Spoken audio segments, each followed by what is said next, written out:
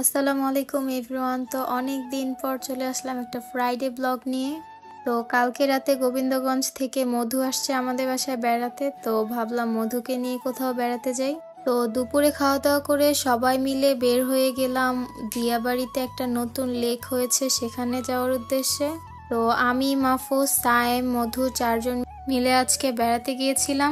তো ফার্স্টে আমরা উত্তরা থেকে একটা লেগুনা করে দিয়াবাড়ি মেট্রো রেল পর্যন্ত আসছি, আর তারপর একটা রিক্সা নিয়ে চারজন মিলে উঠে পড়লাম।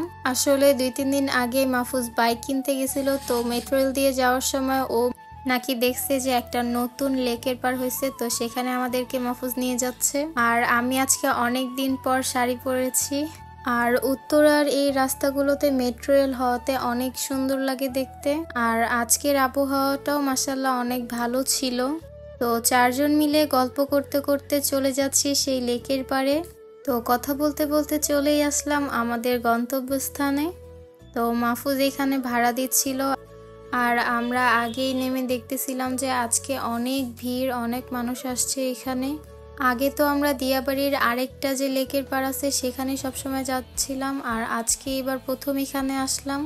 তো এইখানে লেকের নৌকাগুলোকে অনেক সুন্দর করেছিল আর দেখতে অনেক সুন্দর লাগতেছিল। আর আমাদেরও উদ্দেশ্য ছিল এইখানে উঠবো, কিন্তু অনেক বেশি ভিড় ছিল, এই জন্য আমরা আর উঠতে পারি নাই।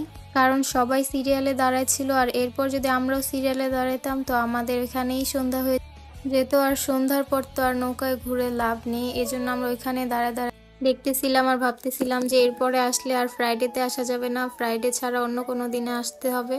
তো এইখানে আর সিরিয়াল না পাওয়ায় চারজন মিলে হাঁটতে হাঁটতে চলে যাচ্ছি আরেকটি যে আগের লেক ছিল সেখানে, মানে আগে আমরা সবসময় যেই লেকের পাড়ে যেতাম সেখানে। তো অনেক দিন পর আমরা জামাই বউ দুইজন মিলে গল্প করতে করতে হাঁটতে হাঁটতে যাচ্ছিলাম। আসলে আমার কাছে অনেক বেশি ভালো লাগে মাহফুজের সাথে ঘুরতে। তো যাই হোক, আজকে আমাদের সবগুলো ভিডিও করে দিয়েছে মধু। তো আমাদের ভিডিও করতে করতে ও একটু নিজের ভিডিও করে নিল। তো হাঁটতে হাঁটতে আমরা চলে আসলাম লেকের পাড়ে। আর প্রত্যেকবারের মতো মাহফুজ এইবারও গান দিয়ে বেলুন ফুটিয়েছিল। আসলে ও অনেক ভালো বেলুন ফুটাতে পারে এই গানটা দিয়ে। আর ও বলে ওর নাকি যদি সবগুলো বেলুনও ফুটায় ফেলে তাও ওর মন ভরবে না এই খেলাটা খেলে। মানে ওর কাছে এই খেলাটা নাকি অনেক ভালো লাগে, ও অনেক পছন্দ করে এই খেলাটা খেলতে। তো এইদিকে ওর ভিডিও করতে করতে দেখি একটা ঘোড়ার গাড়ি যাচ্ছিল, তো ভাবলাম ঘোড়ার গাড়িটা একটু ভিডিও করে নিই। আর ঘোড়ার গাড়িটা অনেক সুন্দর করে ডেকোরেশন করা হয়েছিল, দেখতে অনেক সুন্দর লাগছিল। আর আমি কখনো বেলুন ফোটাইতে পারি নাই, তারপরও মাহফুজ আর এই আঙ্কেলটা আমাকে শিখাই দিচ্ছিল। তো মাশাআল্লাহ আমি ভালোই পেরেছি ফোটাতে, মানে 10টা বেলুন ফোটাইতে দিছিল আর এর মধ্যে আমার শুধু 2টা মিস হয়েছে। তো সব মিলে আজকের দিনটা আলহামদুলিল্লাহ অনেক ভালো গেছে। তো আমার বেলুন ফোটানোর পরে মধু একটু ফোটানোর চেষ্টা করলো। তো তারপর দিয়াবাড়ি ঘুরে চারজন মিলে একটা রিক্সায় করে অনেক মজা করতে করতে চলে গেলাম 7 নম্বর পার্কে।